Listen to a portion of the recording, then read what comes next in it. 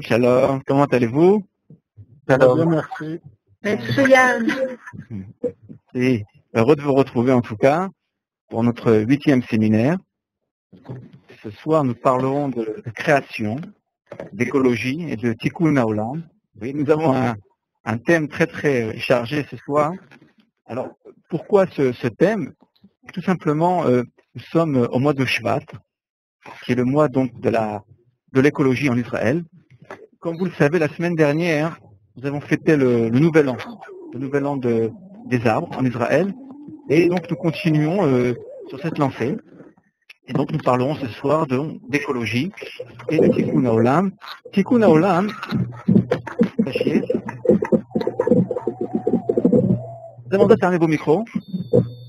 Merci à vous. Voilà. Merci à vous tous.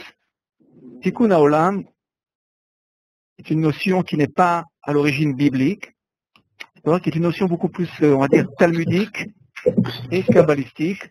Donc, nous en dirons quelques mots ce soir. Est-ce que vous pourriez fermer vos micros? Merci à vous.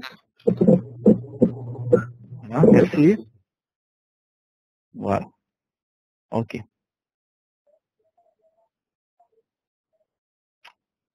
Ok.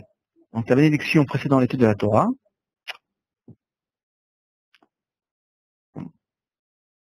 Baruch, Ata Adonai, Eloheinu, Melech Haolam, Asher, Kideshanu, Bemitzvotav, Vetivanu, Al Divrei Torah.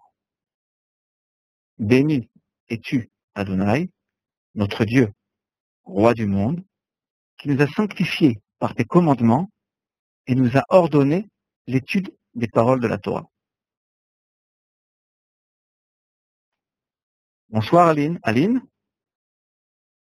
Aline, tu nous entends? Oui, j'entends le micro, oui, c'est bon. Oui, touche-moi au micro, voilà. Oh, d'accord, c'est toi qui t'en occupes. Ok, très bien. Je le micro, tu vois. Okay. Bonsoir à toi. D'accord. Comment vas-tu, Aline? Ça va très bien, merci. Toi aussi? Oui, très très bien, merci. Très cher. Merci à toi. Je vais te demander donc de lire notre premier verset de ce soir, Oui. d'accord? Et puis nous D'accord. commenterons au fur et à mesure. D'accord. Bereshit bara Elohim, et Hashamayim, ve'at haaretz. Très très bien, traduction. Dans un commencement, Dieu créa les cieux et la terre. Très bien. Je vois que tu as traduit donc le Hashamayim au pluriel. C'est très Oui. bien. Les cieux. C'est un terme qui est toujours au pluriel. Alors, quelques remarques à propos de ce verset, qui est en fait très très très dur à traduire. Vous voyez, généralement, on le traduit par au commencement. Je sais que André Chouraki l'a traduit en tête. D'accord? Mais vous remarquerez, je voudrais faire une remarque au niveau grammatical. Aline? Oui. D'après toi, quelle est la remarque que nous pourrions faire à propos du premier mot Bereshit? Il y a peut-être la préposition be qui est dans un, puisqu'il n'y a pas l'article défini. Exactement. D'accord? Regardez bien. Vous voyez comment ça commence? Exactement, Aline. C'est parfait. Il y a un Sheva mobile sous le bet. D'accord? Donc, cela veut dire qu'en fait, d'un point de vue grammatical, je dis bien, il nous manque ici un mot. Vous voyez, ici, entre les guillemets violets, d'accord, de couleur violette. Logiquement, on devrait logiquement, d'un point de vue grammatical, compléter ici. Il y a un vide. On ne sait pas. D'accord? Au commencement de quoi? Logiquement, on aurait dû, d'un point de vue grammatical, avoir ici un mot. D'accord. On ne sait pas. En fait, on ne sait pas. Ce que nous savons, par contre, c'est cela. Bara Elohim et Hashamayim beta Haaretz. Nous avons ici le verbe bara, qui indique une création ex nihilo et qui n'appartient qu'à Dieu. Tout le long du Tanar, lorsque nous rencontrerons ce verbe, est-ce que vous pouvez fermer vos micros? Merci. Merci à vous tous. Ok. Lorsque nous rencontrerons le verbe bara, ce verbe indiquera une création, donc ex nihilo, divine, uniquement divine. Ce verbe ne s'applique qu'à Dieu. Est-ce que vous auriez des remarques? Vous pouvez ouvrir mon micro, ceux qui auraient une remarque à faire à propos du verset. Je vous rappelle, oui. Ce ne serait pas plutôt un adverbe, parce qu'il un adverbe en B, commençant par le B. Attends, je n'entends pas. Françoise, Maurice? Est-ce que ce ne serait pas plutôt un adverbe commençant par un B? C'est ce que oui, et comment tu traduirais donc? Ah ben, en français, c'est pas traduit, et ça n'est pas traduisible. C'est un problème en français. Et d'ailleurs, quand ils l'ont traduit en grec, ils l'ont traduit par un RP, c'est un adverbe. Ok, je note en tout cas. C'est dans la grammaire de Fouon, la nouvelle édition. On t'entend très très mal. Hein. Est-ce que tu pourrais augmenter le son de ton micro ou le rapprocher? Voilà. D'accord. Merci. Et d'ailleurs, dans la grammaire de Jouon, il considère comme un verbe. Comment qu'il a traduit dans la grammaire de Jouon? Il ne traduit pas. Il faudrait que je cherche. Je vais regarder. J'ai la grammaire de Jouon, d'accord. Je m'en sers énormément. J'irai rechercher moi aussi. En tout cas, merci de ce renseignement. Ok. Ok, donc rappelez-vous, d'accord, le verbe bara. Vous verrez pourquoi par la suite. Nous comprendrons par la suite. Et Elohim, je vous rappelle que Elohim, c'est le Dieu de la rigueur et de la nature, de la création. Bon. Le tétragramme, généralement, s'applique à la révélation. Nous le verrons dans Exode, parce que Dieu donc, se révélera aux fils d'Israël, à Moïse d'abord et aux fils d'Israël. Mais Elohim, c'est le Dieu de la création, le Dieu universel. Moi, j'aurais une petite... Bonjour, c'est Michael. Enfin, je mets oui, bonsoir, Michael. Comment vas-tu, Shalom? Ouais, Shalom. Juste par rapport au Bereshit, là, on s'aperçoit, alors c'est peut-être un petit, comme ils font souvent des échos grammaticaux, on voit que on a bara et Bereshit, on a bet, resh, aleph. Donc c'est peut-être aussi pour respecter, enfin, faire cet écho-là dès le départ, quoi. C'est-à-dire création ex nihilo, et on a un Bereshit qui vient aussi de ex nihilo, c'est-à-dire que vraiment le commencement des commencements. Grammaticalement, c'est pas forcément faux, hein. Okay. D'accord. Mais ce qu'il faut retenir, je crois que c'est là où la grammaire vient vraiment nous aider, en fait. C'est que, vous voyez, sous le bet, nous avons le sheva mobile. D'accord? Ce qui veut dire qu'en fait, ici, c'est ce qu'il faut retenir, je crois. Il y a un manque, on ne sait pas. Vous voyez, ce manque-là, cette case, elle appartient à la science, si vous voulez. D'accord? La science. La Torah n'est pas un livre, n'est pas un corpus, le Tanakh n'est pas un corpus scientifique. D'accord? Vous voyez, on laisse ce blanc-là pour la science. Voilà, on ne sait pas. Au début, il y a un vide, on ne sait pas ce qu'il y a. Au juste, ce que nous savons, c'est qu'il y a eu une création. Ce qui nous intéresse dans la Bible, vous le verrez, ce n'est pas ce qu'il y a eu avant la création. D'accord? D'accord? On laisse ça à la science, mais c'est la création elle-même. Voilà. La création elle-même, je suis avec toi, Michael, justement. On serait avant le mur de Planck, alors si on parle scientifique. Comment? Non, mais on va pas parler scientifique ce soir, d'accord? La prochaine n'est pas scientifique. Donc je laisse ce blanc, comment dire, aux scientifiques. Ok, parti. Michael, de Makasha. Le David, Mizmor. Linguistiquement, on a toujours un verbe sujet. Attendez, excusez-moi. La parole est à Michael. Je vous donnerai la parole après si vous le voulez. Merci à vous. Merci. Michael, on revient à toi. Ok. Donc, le David Mizmor. L'Adonai Haaretz Umloha Tavel Vesheve Tevel. Tevel, Vesheve Ba. Tevel Vesheve Ba. Je vais reprendre le verset. Les David Mizmor. Les David, un point de vue grammatical, Michael. Ouais. Le David. Le Lamed ici. Ouais. Qu'est-ce qu'il nous dit le Lamed ici? Et on le retrouve ici d'ailleurs. Hein. Vous voyez? Oui. C'est l'appartenance. Vous vous rappelez? Oui. Le Lamed, c'est l'appartenance. Ce qui appartient à David. Donc, les David Mizmor, le psaume, donc le chant qui appartient à David. D'accord. Ouais.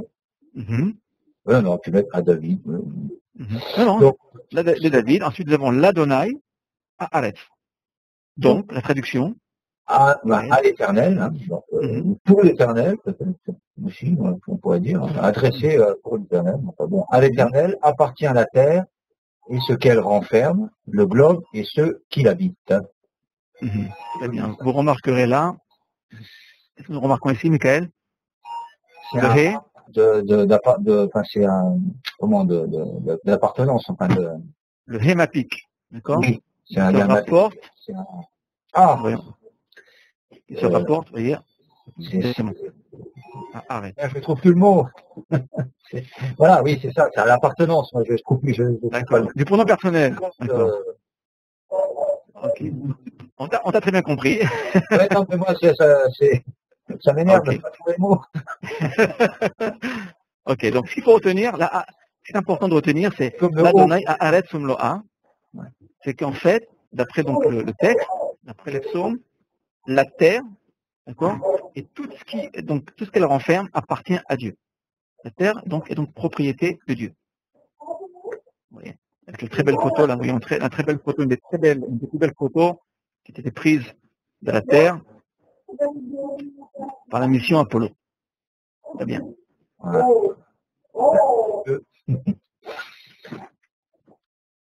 Voilà. Alors là, nous avons un petit problème avec le verset biblique. Je vais vous le lire, si vous le voulez, dans le texte. Même si vous avez une Bible, reportez-vous au psaume 115, 16. Il y a une difficulté là, quelques problèmes au niveau de l'écriture. Il y a une question qui se pose, qui va se poser à nous. Regardez bien. La terre, donc, d'après le psaume 24, d'accord, est propriété de Dieu. Pourtant, si nous nous reportons donc au psaume 115, verset 16, d'accord, je vais lire le verset en hébreu. Le verset dit Hashamaim, Shamaim l'Adonai, Ve'aretz Natan Livnei Adam. Ce qui veut dire, donc les cieux donc, sont assurément à l'Éternel, mais la terre, il l'a octroyée aux fils de l'homme, c'est-à-dire aux êtres humains. Là, je vous pose une question. On va poser la question à... C'est quoi, Michael? Je pose la question. Je suis avec toi. Michael, tu nous entends? Je remets mon micro, ouais. Oui, voilà. La question que je pose, que je vais dire à tous nos amis d'ailleurs, en présent ce soir, comment se fait-il que d'une part, nous avons ici donc la terre, propriété de Dieu, d'une part, d'autre part, d'après le psaume donc 115, d'accord, David dit la terre, en fait, appartient aux hommes, aux êtres humains. Comment on pourrait donc concilier cette apparente contradiction? L'homme est aussi la création de Dieu, donc sur la terre. Hein. Donc c'est tout ce qui est sur la terre, l'homme compris. Ok. Bon, c'est ce que je vois. Il y a peut-être autre chose sûrement. Et après, ok, très bien. Est-ce que vous auriez une idée? Je m'adresse à tous nos amis là. L'homme en a la responsabilité. L'homme en a la responsabilité. Attendez, un par un. Oui, Michel. Merci. Bonsoir, d'abord. Bonsoir. Oui, donc l'Éternel met à disposition la terre à l'homme à qui il soumet d'ailleurs tous les éléments tels que les animaux, hein, il les a soumis à l'homme. Et il y a une autre chose, je pense qu'on y reviendra certainement, c'est que si l'Éternel donne la terre à l'homme, tout ce qui est sur la terre revient après à l'Éternel. Donc, Dieu donne, mais il reprend. Je veux dire qu'il... Très bien. Intéressant. Ce que tu viens de dire est intéressant. Nous le reverrons dans le séminaire ce soir. Très très bien. Merci Michel. Parfait. Et je pense qu'il en a la responsabilité. Responsabilité. Très très bien. Merci Hervé. On va y revenir. J'ai une autre piste si vous voulez bien. Oui. Oui Pascal. Bonsoir Pascal. Merci Hervé. Bonsoir. Oui, c'est qu'en fait, on peut, il est peut-être question de deux terres différentes, c'est-à-dire la terre spirituelle qui est la source, qui est dans le ciel, et la terre ici en bas qui est la terre qu'on connaît nous. Donc il est peut-être question de deux terres différentes. En fait. D'accord, ok. Peut-être qu'aussi l'homme il a été tiré de la terre. Merci Pascal. Oui Gildas, bonsoir. bonsoir. Je veux dire, l'homme aussi a été tiré de la terre. Oui. Et, Exact. et en plus, Dieu, elle a dit, de la terre t'as été tiré, tu retourneras à la poussière, donc tu retournes à la terre aussi. Enfin, peut-être, Intéressant. Ok. Alors, je note toutes ces remarques-là qui me paraissent intéressantes. Une des réponses que nous pouvons donner, c'est celle-ci. Voilà. Gildas, je suis avec toi. Voilà. Je vais te donner le droit de lire le verset, si tu le veux bien, en hébreu, après en français. D'accord? Nous verrons quelle est l'importance donc, de la présence de l'homme en ce monde. Pourquoi Dieu donc, finalement lui a donné cette terre. Vekol Shia Ashareya Sherem Yahya Adonai Baeret Ihiye, d'accord? Ihiye. Ça ressemble en effet au nom de Dieu. Ihiye. Baeret Vekol Hashev à Shera Sadeh. Sherem, oui. Yitema, qui lo ametir, Exact.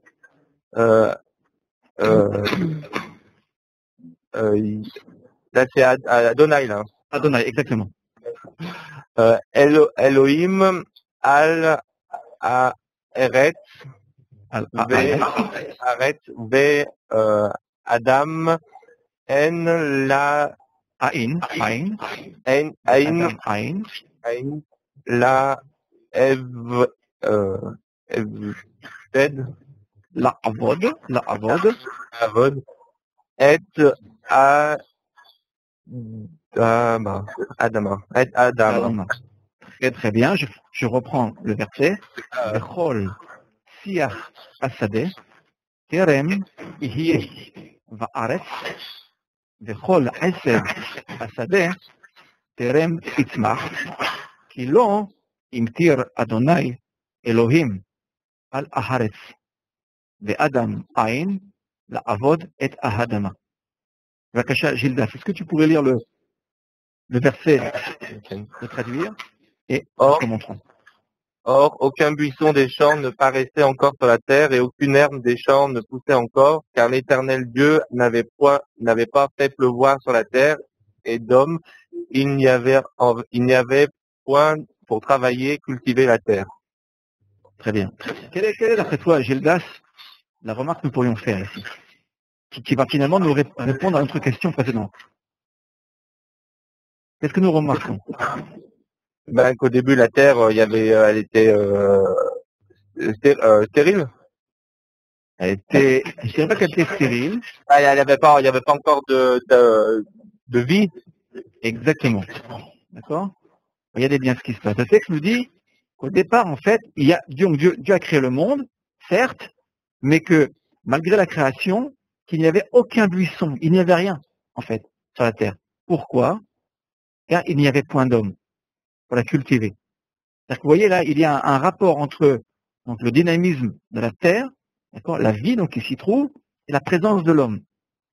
Tant qu'il n'y a pas d'homme, il n'y a pas de vie. Il y a un potentiel, d'accord, qui existe sur terre. Dieu a créé le potentiel, d'accord, la bara, la création potentielle. Et c'est l'homme, nous allons le voir par la suite, qui va donc faire sortir ce potentiel et le développer, le parfaire et le développer.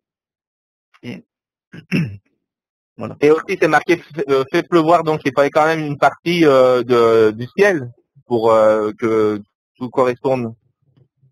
Oui, c'est-à-dire qu'en fait, la pluie, ici, elle a le sens de, comment dire, de vie. Elle est liée à la vie, c'est elle qui donne la vie à la terre. Tant qu'il n'y a pas d'homme, il n'y a pas de pluie. Intéressant. Ça ce sera le sujet d'un autre séminaire sur le schéma Israël. Nous y reviendrons. Donc le credo juif. Dans le judaïsme, l'importance de l'homme, nous verrons, c'est l'homme qui dynamise la création. D'accord? Qui crée en fait finalement. Nous sommes partenaires, vous allez le voir, de la création. L'homme finalement devient le partenaire de Dieu et la création, et parle même de la création. Voilà. Merci à toi, Gildas. Hein, merci à toi. Nous allons demander à Henri. Henri, bonsoir. Oui, bonsoir. Oui, comment vas-tu? Shalom. Ok. Batacha. Henri. Vaïvarech, Elohim, et Yom. Est-ce que tu pourrais légèrement, excuse-moi Henri, légèrement augmenter le son du micro ou rapprocher? Voilà. Ton micro. Voilà. Très bien. Vaïvarech, Oui. Elohim, Oui. et Yom, à Shami, Hachivi'i, hein? Shevi, Oui. Vaï Kadesh, Oui. Oto, Ki, Vo, Mhm. Shamat, Litol, Mela, Veto, Melarto. Mhm. Asher, Bara, Elohim, La, à Sof. Ok, très bien. Et je reprends le verset. Vayevarech Elohim et Yom Hachivi'i, Vaikadesh Oto, qui vont Shavat Mikol Melarto, Asher Para Elohim Naasot. Alors, Henri, d'après toi, quelle est l'importance de ce verbe-là? D'accord, Naasot, c'est le verbe faire. Je pose la question pourquoi? Car nous avons ici, regardez bien, Asher Bara Elohim. Pourquoi devons-nous rajouter, après la création de Dieu, le verbe la'asot, et le verbe faire? Après tout, nous savons que Dieu a déjà créé le monde, au premier verset. Pourquoi là, nous devons rajouter le verbe la'asot? Est-ce que tu aurais une idée? La réponse est dans la traduction. La réponse est dans la traduction. Dans la traduction qui est Oui. qu'il avait créé, elle était ensuite à parfaire, à améliorer, à réparer. Voilà. Exact. C'est-à-dire qu'en fait, vous voyez, encore une fois, il y a un blanc ici. Après Elohim, regardez bien. D'accord? Il y a un blanc. Ce blanc-là, en fait, d'après nos sages, là je me rapporte à nos sages disent qu'en fait, il y a, c'est l'homme qui doit venir logiquement après Dieu. Vous voyez, l'homme est absent, évidemment, du verset ici, mais nous l'apprenons par le verbe la'asot. Pourquoi la'asot? Car la'asot, généralement, on traduit par faire. D'accord? Mais si nous regardons bien dans le texte, dans les textes qui vont suivre, nous verrons que le la'asot, c'est non pas seulement faire, mais c'est aussi parfaire, dans le sens de améliorer, réparer. Et donc, Dieu crée le monde, d'accord? Et à sa suite, donc, il créera l'homme qui devra donc parfaire la création. Ce qui veut dire quoi? Et là, je crois que c'est un point important du texte, c'est que la création n'a pas été créée parfaite, comme on le croit généralement. C'est l'homme qui aura la mission, nous le verrons par la suite dans notre webinaire de ce soir, c'est l'homme qui aura pour mission donc, de compléter le travail. D'accord? Dieu a fait une grosse partie du travail, si je puis dire. Il a créé cette merveilleuse création, mais c'est l'homme qui devra la parfaire. Vous voyez? Et tout est dit en fait dans le verbe la'asot. La'asot appartient. Oui. Une traduction qui est probablement moyenne, mais donc oui. Il avait de l'œuvre entière qu'il avait produite et organisée. Donc il le ramène à. Il le ramène à Dieu, c'est juste. C'est juste. Mais moi je pose la question, pourquoi rajouter la'asot? Puisque, à la limite, dans le terme bara, on devrait tout savoir logiquement. Dieu est, a tout créé, d'accord? Tout lui appartient, d'accord? Alors, je ne sais pas je connais cette traduction organisée, je ne sais pas à quoi elle se rapporterait vraiment, à Dieu, bon, c'est possible, C'est tout à fait possible. Personnellement, hein, encore une fois, c'est un choix personnel. Je préfère, vous le verrez pourquoi par la suite, cette idée de perfectionnement lié à l'homme. Vous voyez? Et vous remarquerez que l'homme là n'apparaît pas, d'accord, de manière explicite. Voilà. Si vous avez un commentaire, vous pouvez ouvrir le micro. Hein. C'est quel verset, pardon? J'ai pas trouvé. Oui. C'est quel verset là? Je crois que c'est Genèse 2. Genèse 2.3. Genèse 2.3. Ouais. Genèse 2.3. Vous voyez? A priori, le verbe larasot ici est un verbe qui serait à la limite, comment dire, à la limite inutile. À la limite, je dis bien. D'accord? Donc si le verset nous le rapporte, c'est qu'il y a un élément supplémentaire à retenir.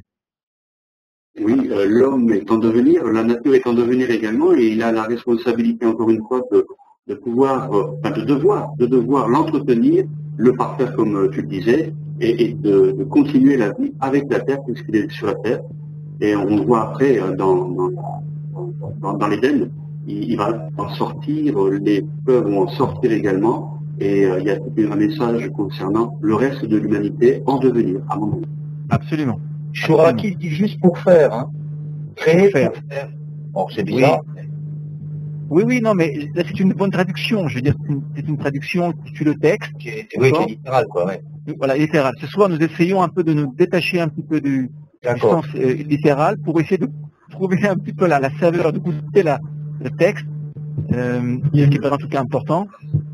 Vous verrez pourquoi. Vous verrez pourquoi. Oui. Pardon. Oui, je voulais, est-ce qu'on pourrait pas rapprocher la Halsot au moment de la création de l'homme, quand Dieu dit bénis l'homme, et il dit Tov Meod, alors que les autres jours c'est simplement Tov. Donc quand l'homme arrive, c'est parfaitement bon.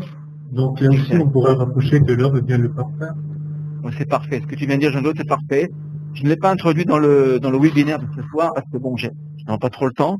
Mais c'est parfait ce que tu viens de dire. En fait, ce qui se passe, c'est que si vous remarquez, là je m'adresse à tous nos amis, si vous remarquez, si vous reprenez donc, toute l'évolution, d'accord, de la création, comme vient de dire Jean-Claude, il y a à deux reprises, nous n'aurons pas le Tov et Tov Meod, d'accord?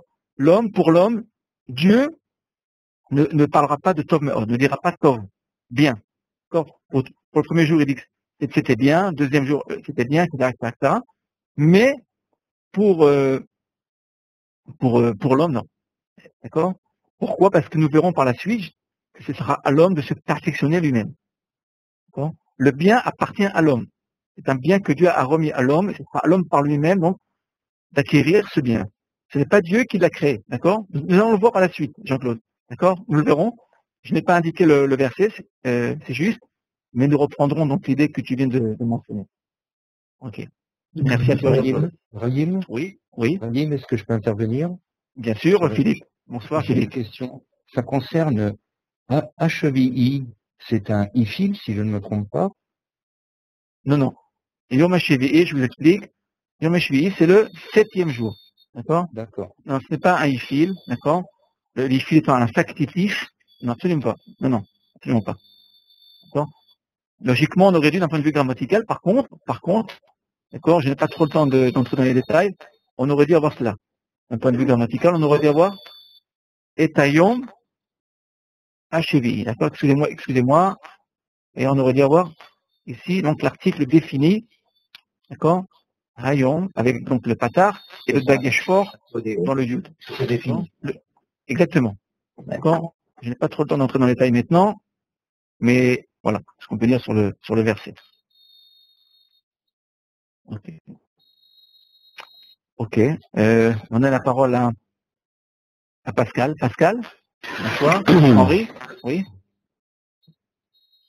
C'est Pascal? Tu m'entends, Pascal? Non. Ouais, ça marche. Okay. Excusez-moi, j'avais coupé le micro. Il n'y a pas de problème, Pascal. Ok. Vayevarer, Otam Elohim, Vayomer, la M, Elohim, Pérou, pour vous, Umilou, et Haaret, Vekib Shua. Vechib Shua. Vechib Shua, pardon. Vechib Shua. Très très bien. Ok. Je lis le sous-titre. Oui, la traduction est ici. Hein. Non, traduction. Tamshile ou je traduis d'abord peut-être. Oui, la traduction. Voilà, que nous comprenions. Dieu les bénit en leur disant, croissez et multipliez, remplissez la terre et maîtrisez-la. D'accord. Alors, on va s'arrêter là un instant. Pascal, d'après toi, donc, le verbe ici. D'accord. Donc, arrête, il n'y a pas de problème. Arrête. La terre. Ce qui m'intéresse, c'est ce verbe ici. Le verbe qui est ici. Verbe important d'ailleurs qui influera beaucoup sur la société occidentale. Et maîtriser-la. Bon, au sens de conquérir. La racine de ce verbe, c'est chaf bet shin, bon, qui introduit une notion de conquête. Ok. Et donc je pose, d'après toi, Pascal, est-ce que nous pouvons vraiment croire que Dieu ait donné la terre donc, aux hommes pour que les hommes finalement viennent la conquérir, d'accord, au sens où nous entendons aujourd'hui, c'est-à-dire à la limite dépouille les biens de cette nature et de cette création. Parce que c'est ce qui est un peu, ce verset est très mal compris finalement par beaucoup de traducteurs. D'après toi. Oui, non, il y a mon avis personnel et puis il y a la façon de le traduire. Ton avis personnel, c'est ça qui m'intéresse. Pour moi, on est locataire et on devra rendre des comptes de l'état dans lequel on rendra ce qu'on nous a loué. Donc, je le comprenais plus dans le sens de développer, d'utiliser. Oui, très bien. Et on peut le rapprocher d'ailleurs du premier commandement premier commandement positif que Dieu donne à Adam dans le jardin, c'est de garder le jardin. On en a parlé la dernière fois. Donc c'est dans ce sens-là en fait que je comprends ce mot. C'est parfait. Ok, on va y revenir. Je suis tout à fait d'accord avec toi. D'accord. C'est vrai que le sens de ce verbe a été vraiment très très mal compris. Là, tu as, je pense, très bien compris, parce que tu es, comment dire, hébraïsant et que tu étudies le texte. D'accord. C'est juste. Alors, on va lire le deuxième verset avec toi, Pascal. Donc, Tamshileu, Bamaase,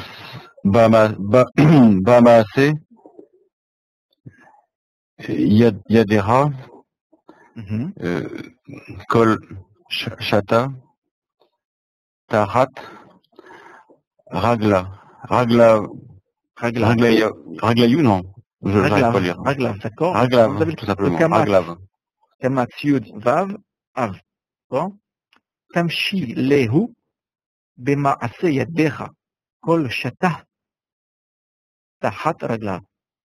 La traduction. Tu lui as donné l'empire sur les œuvres de tes mains et mis tout à ses pieds. Exactement. Donc qu'est-ce que nous apprenons là? Encore une fois, que Dieu a remis toute sa création à Dieu, à l'homme. D'accord?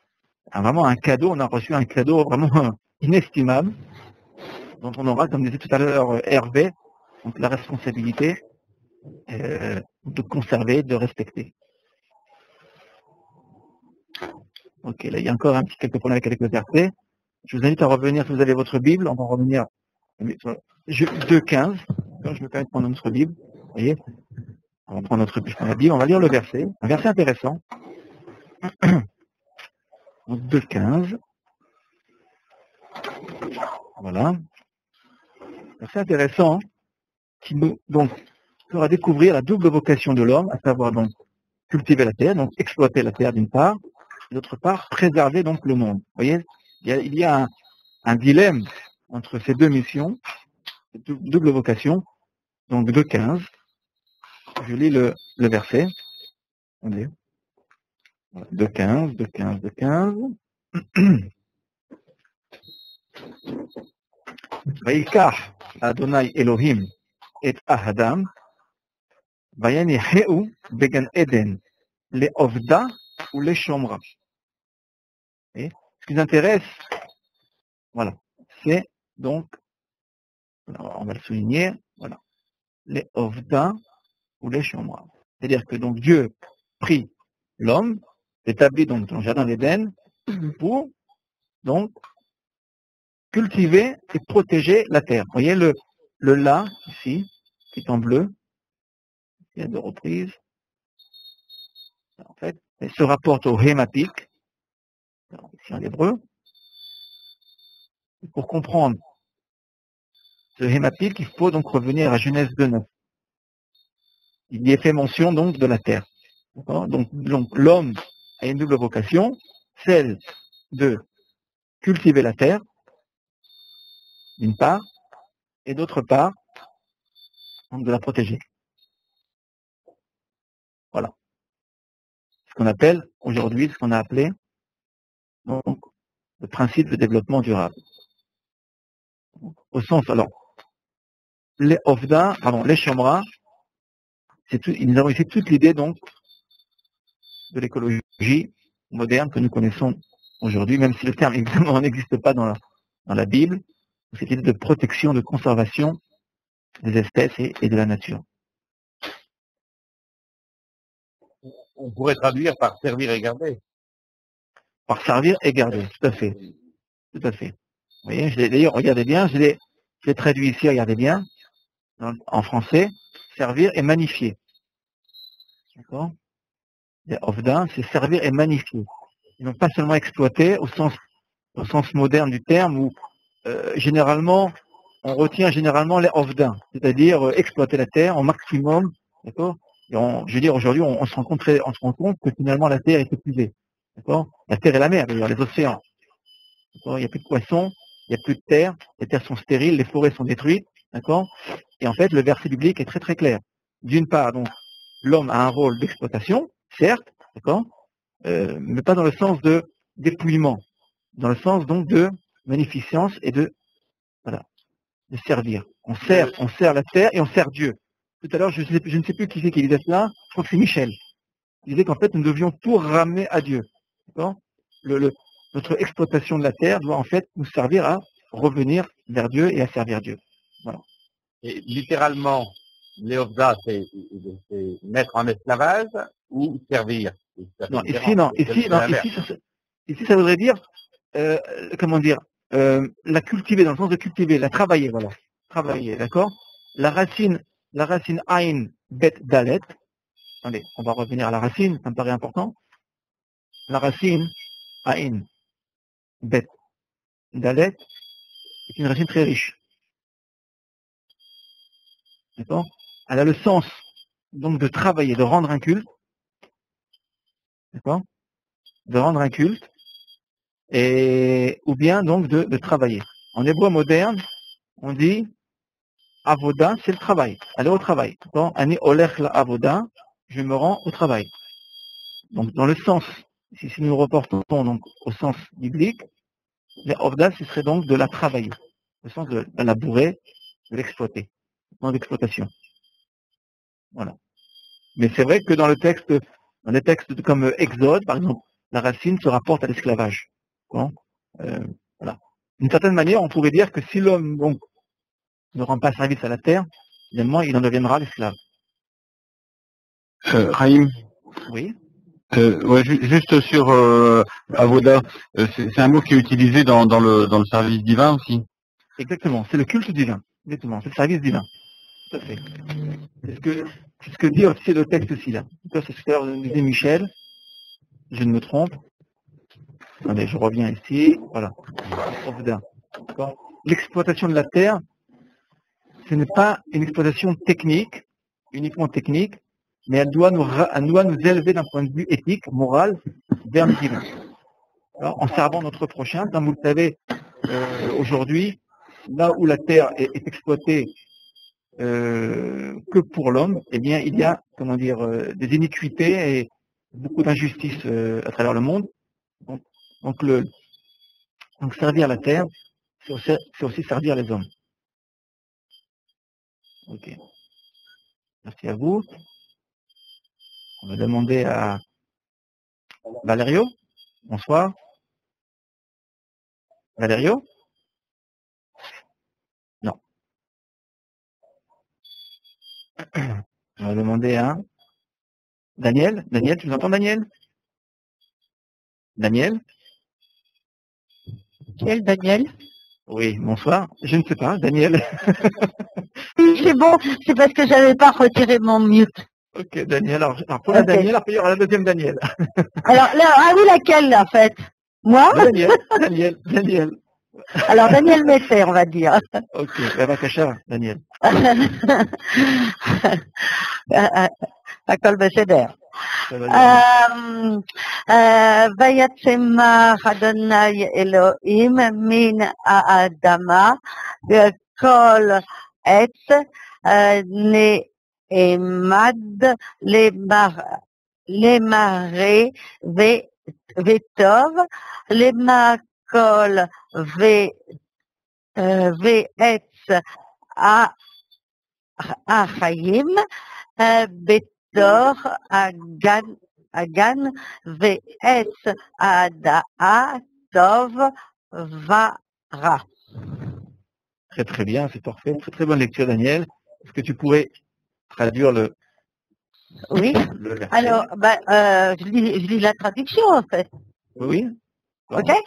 L'Éternel Dieu fit surgir de la terre toute espèce d'arbre agréable à voir et propre à la nourriture, et l'arbre de vie au milieu du jardin, avec l'arbre de la connaissance du bien et du mal. Alors, Ok. comme, Bavakasha, est-ce que tu aurais une remarque à faire sur ce verset?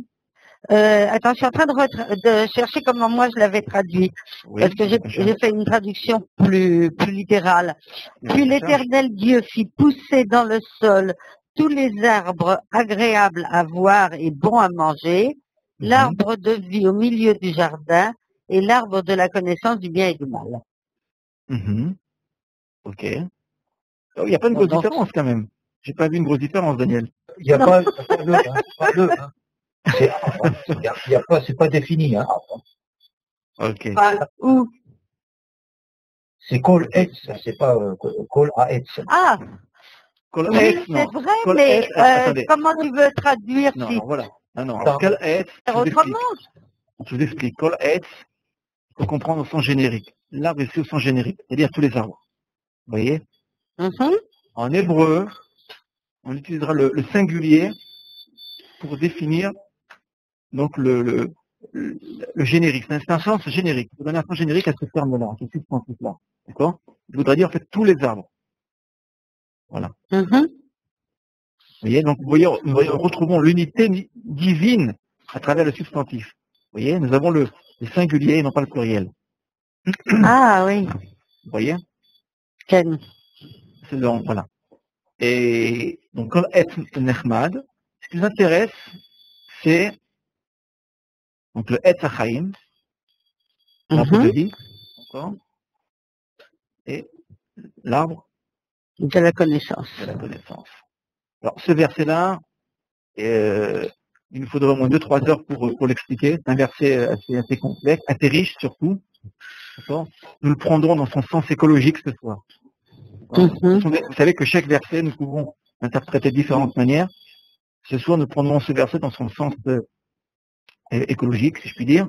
Alors, Etz HaChaim se rapporte, si nous voulons, au programme divin, qui se trouve donc dans la Torah. Toute la Torah, je dirais tout le Tanakh, en fait, les 3 parties du Tanakh, nous propose le projet divin. Il y a un projet divin, ce qu'on appelle le dessein divin de Dieu, c'est le programme. D'ailleurs, la Torah, je vous le rappelle, je me trompe, c'est dans les Proverbes, est appelée Etz HaChaim Hi Lama Chazikimba, l'arbre de vie. La Torah est appelée arbre de vie. D'une part. D'autre part, nous avons l'arbre de la connaissance du bien et du mal. Qui, lui, est lié, regardez bien, à l'homme. C'est l'arbre du libre arbitre. Vous voyez, nous avons, je dis bien apparemment, 2 arbres.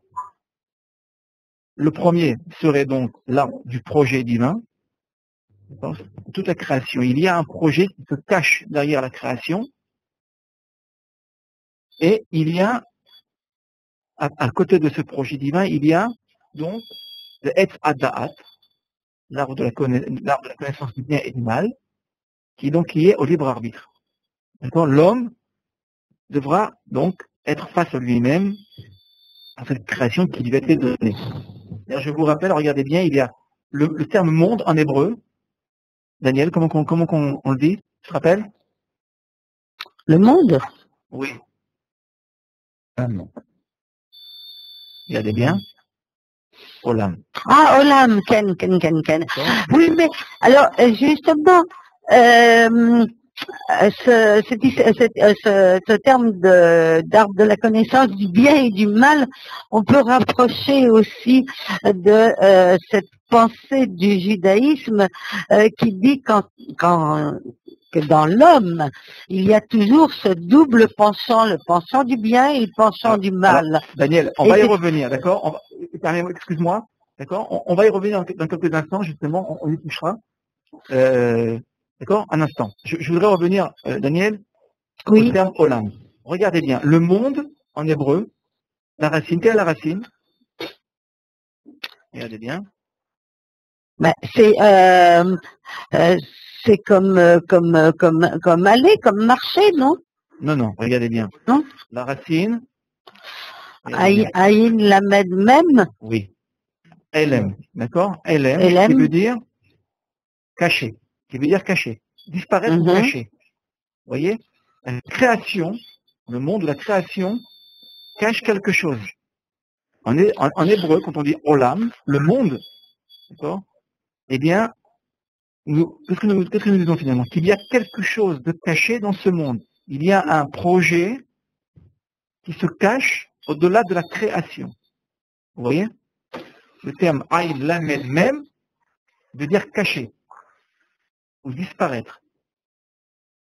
Ce sera donc à l'homme, le rôle de l'homme sera donc de découvrir et de révéler donc ce projet. Haïm. Et de le compléter. Oui? Pardon. Bonsoir Haïm. Eva, bonsoir à tous. Bonsoir Eva. Comment vas-tu? Ça va bien. En fait, je trouve ça très intéressant ce que tu dis, parce que ça me rappelle un livre de Gershom Scholem que j'ai lu, qui a écrit sur le messianisme juif. Oui, livre très très connu. Oui, très connu. Professeur à l'Université hébraïque de Jérusalem. Il a fait beaucoup de choses, ce monsieur. Bon, il était extraordinaire. C'était de la Kabbale. Et c'était voilà un spécialiste de la mystique juive et je crois aussi de la mystique chrétienne. Et donc là, je vois, enfin, d'après ce dont tu parles, même avec le tikkun olam, etc., ces notions-là, en fait, qui se rapportent à la mystique juive. Tout à fait. Vous voyez, exactement. Ce soir, on touche un petit peu à la mystique juive. D'accord. On finira là-dessus d'ailleurs, sur le tikkun olam. Et comme tu viens de citer Gershom Scholem, je précise, c'était un des plus grands professeurs. Il détenait la chaire de la mystique juive à l'Université hébraïque de Jérusalem.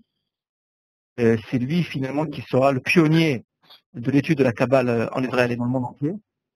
Des spécialistes qui seront suivis, il sera suivi par Moshe Hidel en Israël et d'autres spécialistes de la Kabbale, donc qui m'ont aussi inspiré. Ils sont aussi, je veux dire, mes maîtres, car Gershom Scholem est un de mes maîtres. Voilà, c'est juste.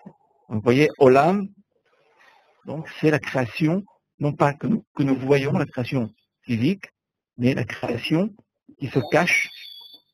Il y a donc un projet qui se cache derrière la création. Ce sera donc à l'homme, ce sera la mission de l'homme, donc de découvrir cette mission, de la révéler. Mais pardon. Attends, j'y vais ou tu vas? Oui, Daniel. Mais dans ce terme Olam, il peut se référer aussi bien à l'espace qu'au temps. Alors voilà, bonne question. Dans la Bible, généralement, le terme Olam est un terme qui exprime l'espace. Dans le Talmud, donc c'est beaucoup plus tardif évidemment, ce sera le temps. Oui, c'est ça. D'accord. L'âme, c'est l'éternité. D'accord. Mais c'est intéressant de rapprocher justement ces notions d'espace et de temps. C'est parfait. Ce que tu viens de dire est parfait, car il n'y a pas d'espace sans le temps. D'accord. Et vice-versa, évidemment. Et vice-versa. Vous voyez, c'est en fait un seul mot, et c'est très intéressant ce que tu dis, Daniel, un seul mot, donc, indique une double notion, espace-temps. C'était toute la théorie d'Einstein. Exactement. Alors, ce soir, on n'a pas le temps de faire exactement, on aurait pu faire un séminaire scientifique, et c'est juste, il y a pas mal de livres qui ont été écrits là-dessus, En effet, Eva, tu as raison, qui ont rapproché ces notions de la théorie d'Einstein. Tout à fait. Ok, je voudrais continuer. Voilà. Eva, Ouais, Kasha, on est avec toi. oui. Choisir la vie. Hachayim vehamavet natati lefanecha, habracha vehaklala, uvacharta bachayim lemaan tirye ata vezarecha. Parfait. Traduction. J'ai placé devant toi la vie et la mort, le bonheur et la malédiction. Tu choisiras la vie et tu vivras alors, toi et ta postérité. Deutéronome 30, 29. 29, un des versets les plus célèbres. Est-ce que tu pourrais le commenter, nous l'expliquer, Eva? Oui, pour que tu vives.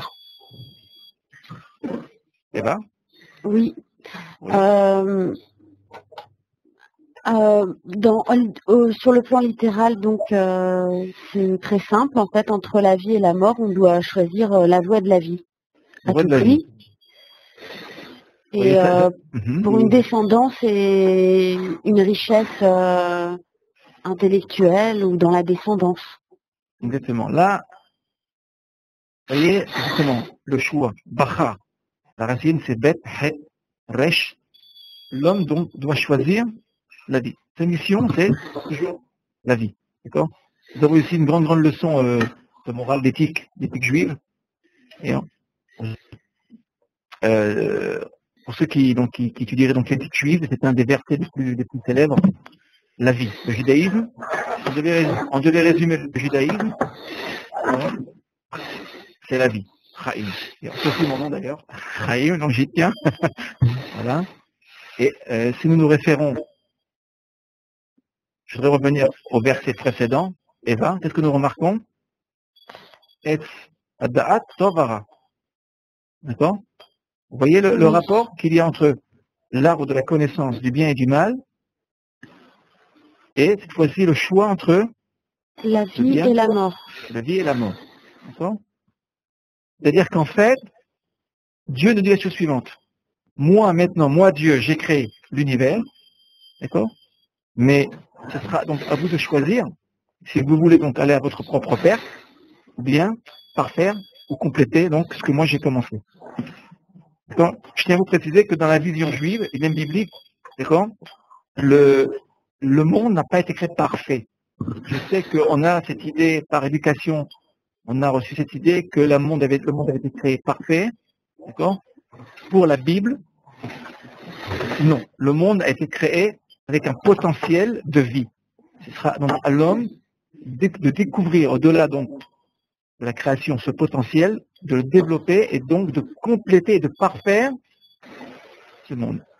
Il y a un livre, un très bon livre de Benjamin Gross, qui a été traduit en français, où il parle justement de parfaire le monde. D'accord? On parfait le monde. Je vous donnerai, si vous avez intérêt, le titre du livre qui m'échappe. Voilà. Je vous donnerai après le cours si vous voulez. Merci à toi, Eva. Allez. Bon, mais ici, choisir la vie. Merci. Daniel, notre deuxième Daniel, est-ce que est avec nous? Daniel? Bonjour. Oui, bonsoir Daniel. Vous m'entendez? Bonsoir. Oui, très très bien. On revient vers toi. Je te tutoie, je me permets. Vaïe-Tsav. Danit. Ok, comment vas-tu? Ok, mais Vakasha. Vaïe-Tsav, Adonai, Elohim, Al-Adam, les morts.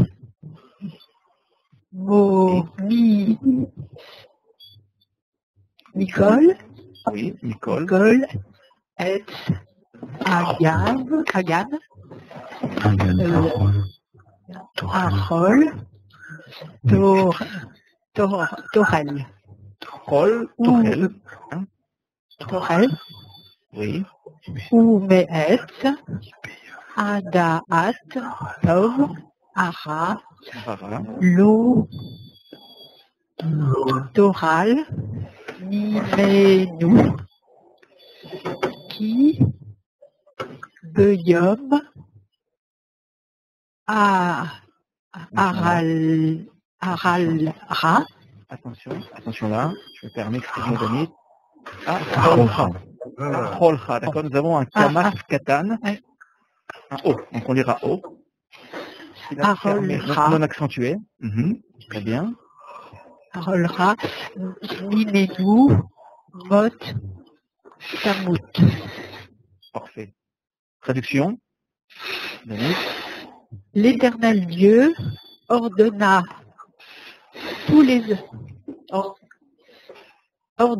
à tous les hommes en disant, oui. C'est mélangé là, arbre, de tous les arbres du jardin, oui. Tu peux t'en nourrir, exact, mais l'arbre de la science du bien et du mal, tu n'en mangeras point, car du jour où tu en mangeras, tu dois mourir. Voilà. Alors, question que je te pose, qu'est-ce que nous pouvons tirer de ce verset? Regarde bien. Et toi, des couleurs. Et nous avons deux couleurs. La couleur bleue pour l'ordonnance de Dieu. D'accord? Généralement, il est mal traduit au commandement, mais c'est pour l'ordonnance, la mitzvah. D'accord? On appellera la mitzvah. L'ordre de Dieu. Mais S est en rouge, là, d'après toi. Regarde bien. Le titre peut nous aider. Dieu soutient l'homme en sa double vocation. D'accord? C'est de l'arbre. Comment? C'est de l'arbre. Oui, alors d'abord. Écoute, oui. Ça va, mais tantôt, je faisais le... Tu peux couper le micro, monsieur Bastien? Attends, on va couper le micro. Je vais couper le micro. Voilà, allez. On va couper le micro. Dieu, oui, soutient l'homme. Il répète son injonction du verset où il disait il y a l'arbre de la vie et l'arbre du bien et du mal. Oui, c'est juste. Rappelez-vous donc tous les arbres du jardin. Voilà. La double vocation d'Annie, c'était quoi? Tu te rappelles la double vocation de l'homme? C'était protéger la terre et la cultiver. D'accord? Dieu va essayer d'aider l'homme, d'accord, dans sa vocation. Il va lui dire la chose suivante. Il va lui donner ce qu'on appelle la mitzvah. D'accord? Vous voyez la racine, Vayetzav, la racine, c'est Tziva. D'accord? Nous avons Tziva.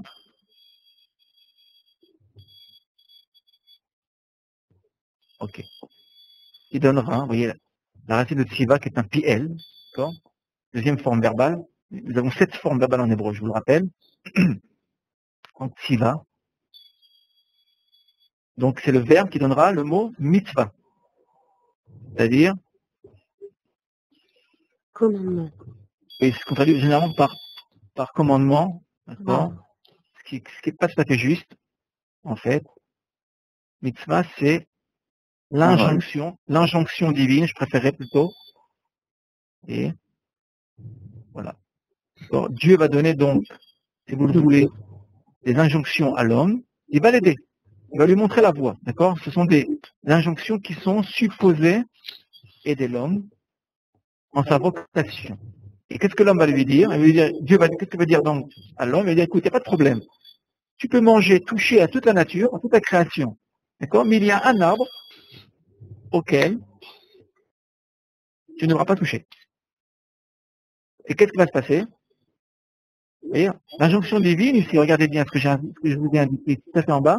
Regardez bien, tout à fait en bas. Elle vient limiter le pouvoir de l'homme. D'accord? Dieu a conscience que l'homme viendra et qu'en fait, il voudra tout prendre. D'accord? L'homme, par nature, voudra conquérir la terre et finalement la dépouiller. Il cherchera à tout prendre, à tout ramener à lui-même. D'accord? Comme nous le voyons aujourd'hui, toutes les guerres qu'il y a, de conquête, etc., sont liées justement au fait que l'homme veut dominer la nature dans le sens négatif du terme. Donc Dieu, ce qu'il va faire, il va donc donner une mitzvah, une injonction à l'homme pour lui dire, écoute, je te donne tout, mais une seule chose, il y a un arbre auquel tu ne dois pas toucher. D'accord? Donc il va donc limiter le pouvoir de l'homme. C'est une aide. Ok. Merci à toi, Denis. On va continuer. Et nous allons voir par la suite, que l'homme échouera en sa vocation. On va demander à Michel. Michel? Oui? Michel? Moi, Oui? Ne pas cacher à Michel. Est-ce que tu pourrais arranger... Attends, ton micro, est-ce que tu pourrais... Voilà, on a un problème de son. oui. Voilà. Ne pas cacher à Michel. Bonsoir, je commence, mais Voilà. Voilà, que nous puissions nous entendre. Oulé Adam, Ama, Vato, Tal, Oui. Min, Oui. Aye, Mina Etz. Mhm. Aster, I, Si, Nous avons ici un suffixe pronominal. Tiviticha. Si, Tiviticha. D'accord? non, Si, Tiviticha. Tivitiha. Ok, très bien. On continue. Les morts, Oui. Sohal, Mimenu, Ahuha, Mhm. Ahadana, Baya, Attention là. Ba'a vurecha. Baha, Vureka, Mhm. Beitsavon, Beitzavon. Mhm. Beitsavon, Oui. Sorlena, Mhm. Kol,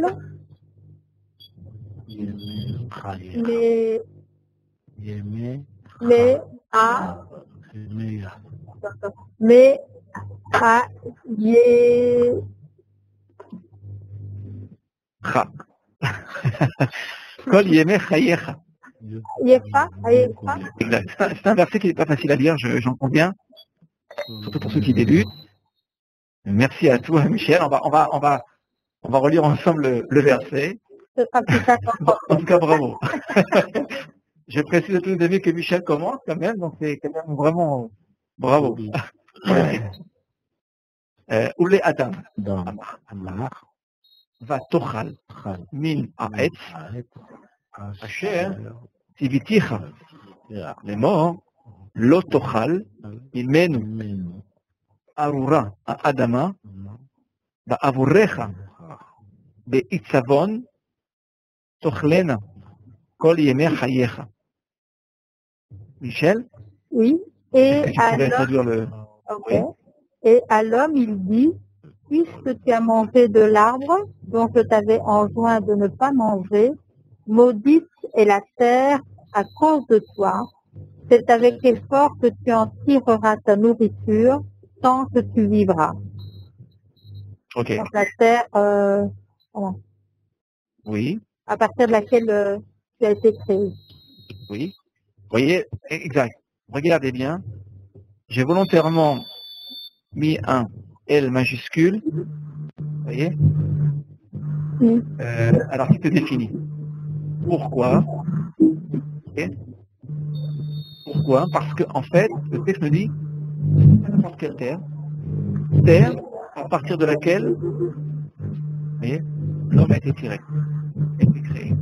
C'est-à-dire qu'en fait, que l'homme, en touchant à la terre, d'accord, en touchant la terre, il se blesse lui-même. C'est le grand message de la Bible. C'est l'effet domino, tout simplement. Même au niveau biologique. C'est une idée de chaîne, même on dirait alimentaire aujourd'hui. Donc l'homme, en touchant, en blessant en abîmant la terre, et non porte atteinte à sa propre personne. Voilà. Et nous retrouvons ici la mitzvah. Regardez bien, la mitzvah, l'idée de mitzvah, de limite au pouvoir de l'homme, se retrouve ici dans le verset. Bon. Je t'avais enjoint, vous remarquerez que j'ai bien traduit enjoint. Vous voyez, je t'avais enjoint, Dieu a donné un instrument qui est fantastique, qui s'appelle la mitzvah. D'accord, vous savez que dans le judaïsme, nous avons combien de mitzvahs, Michel? Est-ce que vous vous rappelez? Est-ce que vous savez? 613. 613 mitzvahs. 613 mitzvot, nous en avons 613. D'accord? Et donc, ce serait trop long d'expliquer évidemment la mitzvah, parce qu'il faudrait un cours en soi, mais dans le contexte de ce soir, vous voyez, la mitzvah vient limiter l'homme. Dieu dit à l'homme, attention, je te donne toute cette création qui est à toi. C'est un cadeau finalement que Dieu fait à l'homme et lui dit, mais attention, je te donne la terre, mais avec des limites. Il y a des limites, bon, que tu devras respecter. Vous voyez, déjà, nous voyons poindre ici l'éthique biblique. D'accord? On ne peut pas tout faire. Mais si je peux me permettre à aller à un moment où l'Éternel parle à Adam, oui. En fait, les mitzvahs ne sont pas encore dire les commandements et les mitzvahs n'ont pas encore été donnés par écrit. Donc, c'est... Alors, je comprends ce que tu veux dire. Alors, attention. Il y a une grande confusion aujourd'hui, même dans le monde religieux juif. Je voudrais quand même pas une précision. C'est qu'on croit que la mitzvah on croit que la mitzvah a une valeur religieuse. D'accord? La mitzvah dans le judaïsme, vous savez que le judaïsme n'est pas une religion, je veux dire, comme le christianisme. C'est-à-dire, je m'explique. La mitzvah a une valeur morale, éthique. Qui s'applique en fait à l'univers. Il se trouve que le judaïsme aujourd'hui pratique, les juifs pratiquent donc les mitzvot, mais la mitzvah à l'origine, regardez bien, dès le départ, elle appartient à l'homme, en H, à l'humanité. Et nous verrons par la suite que l'humanité donc va échouer dans sa mission de protection du monde, de la nature, et de son prochain, et que donc, si je puis dire, Dieu donnera, si vous voulez, donc la mission à Israël de récupérer cela, de récupérer ce qui a été finalement abîmé et perdu. Nous le verrons par la suite, même si vous suivez d'autres séminaires, nous y reviendrons, d'accord? C'est un programme en soi, si je puis dire. Mais la mitzvah, attention, la mitzvah à l'origine n'introduit pas une notion religieuse, mais une notion éthique. Vous voyez? Regardez bien. D'accord? C'est-à-dire que tous les hommes, je dis bien, quelle que soit leur origine, sont soumis, au départ, je dis bien après la Bible, encore une fois, sont soumis à la mitzvah, au tzivouï. Or, malheureusement, l'homme n'écoutera pas. Nous revenons à l'écoute, d'accord? Le dialogue entre l'homme et Dieu se coupera, d'accord? L'homme s'appropriera donc la nature et se détachera du divin. Vous voyez? Parce qu'il n'écoutera pas donc la mitzvah qui lui a été donnée. Voilà. J'espère que dans les prochains séminaires les prochains articles que j'écrirai, je reparlerai de cette notion de mitzvah, qui est une notion très très floue, dans le sens où on la comprend même dans le judaïsme d'ailleurs aujourd'hui, dans Israël, dans son sens religieux, ce qui est complètement faux. Dans la mitzvah introduit une notion éthique, et non pas seulement religieuse. Voilà. Si je peux me permettre, c'est dans parce que quand on suit dans la Sainte Bible, on arrive à Abraham, qui est le patriarche qui est fidèle, c'est-à-dire fidèle à probablement à la mitzvah, puisqu'il est proche de l'Éternel. Et puis, il y a un moment où on parle de Enoch, qui a invoqué, si tu veux dire, qui est invoqué l'Éternel, qui a marché avec l'Éternel, qui a invoqué, pas évoqué, mais invoqué. Exactement. Voilà. Non, parce qu'il faut quand même pas oublier que, comme tu viens de le dire, Michel, très justement, c'est qu'à l'origine, il y a un dialogue, d'accord, entre l'homme et Dieu, d'accord? Il n'y a pas de problème, il n'y a pas de coupure. Aujourd'hui, dans notre monde, il y a une coupure, nous le voyons très très bien, d'accord? Sans entrer dans les détails, évidemment, c'est pas le but de notre séminaire, mais il y a une coupure entre l'homme et le divin. Donc, je reviens toujours au philosophe, au penseur Abraham Yeshua Heschel, qui parle de Dieu qui est à la recherche de l'homme. D'accord? La Bible, Heschel, ce grand philosophe, nous dit que ce n'est pas tant Dieu qui cherche, pardon, ce n'est pas tant l'homme qui cherche Dieu, c'est Dieu qui cherche l'homme. Vous voyez? Donc c'est vrai qu'il y a aujourd'hui une coupure, et une coupure qui est aussi, on le voit très très bien au niveau de la nature, au niveau de l'écologie. On le voit très très bien, il y a vraiment D'ailleurs, oui. Si je peux me permettre, ça fait penser à un passage que je viens de lire, quand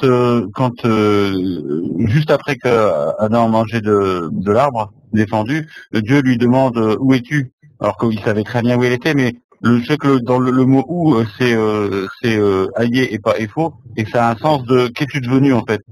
Et l'homme en fait, l'homme n'est plus ce qu'il était et il doit le redevenir. Exactement, c'est le défi qui est lancé à l'homme. Ok, merci à vous. On va demander. Merci à toi, Michel. Rahim. Oui, oui, Manhattan. Bonsoir, shalom. Shalom. À propos des mitzvahs. Oui. Alors, je vais dire que avant les Matan Torah ou les dons de la Torah, oui. La Torah existait déjà sur la terre depuis Adam. Parce que le mitzvah fait partie de la Torah. On peut, c'est pas que le mitzvah était dans un autre livre, mais ça fait partie de la Torah. Donc ça existait déjà. Je vois que tu connais bien l'exégèse juive. Non, pas encore. On est en train d'apprendre encore. Écoute, Manhattan, je suis avec toi. Oui. Est-ce que tu pourrais lire le verset qui est donc sur l'écran? Ok. Ben, vous m'avez pas répondu la question. Écoute-moi, on n'a pas trop le temps. J'en suis désolé. Bon, je répondrai à la question. D'accord? Envoie-moi là. D'accord? Je répondrai. Il n'y a pas de problème. Je vais continuer dans le... Voilà. Ok. Ok, on va cacher. Vayom Adonai El Libo lo osif le kalel od et ha Adama ba avou Adam qui yetzer lev Adam ra min neurav velo osif od les akot et kol chai asher asishi. Ok, c'est parfait. Très bien, très très bonne lecture, Manhattan. Est-ce que tu pourrais traduire? Alors, Dieu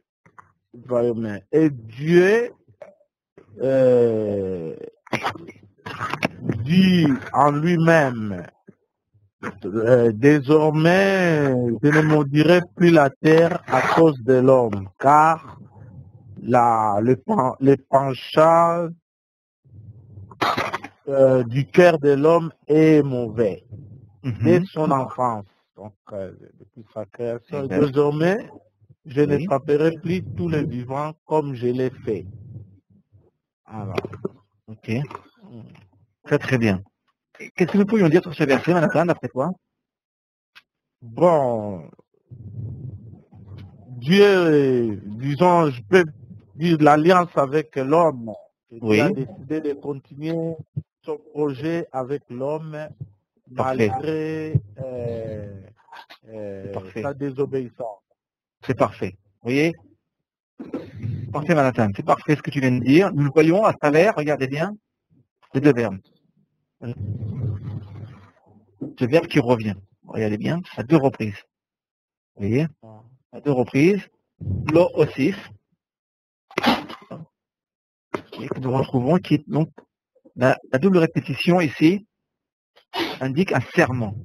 Dans la Bible, lorsque nous avons un redoublement, comme nous le voyons maintenant, cela généralement indique un serment. Vous voyez? Donc Dieu fait serment de ne plus détruire le monde. Intéressant, par amour pour ses créatures. Malgré l'échec de l'homme va échouer. Dieu décide donc de ne pas détruire l'homme, ni la terre. Et intéressant, regardez bien, Ba'avo, Manhattan, comment on peut le traduire? Ba'avo, Ba'avo par la grâce, disons, en faveur de grâce à. Donc quelque chose que l'homme n'a pas mérité, qui vient de Dieu. Exact. C'est-à-dire que Ba'avo, on pourrait très bien le traduire ou bien à cause de, d'accord, comme on l'a traduit dans le texte, ou bien en faveur de.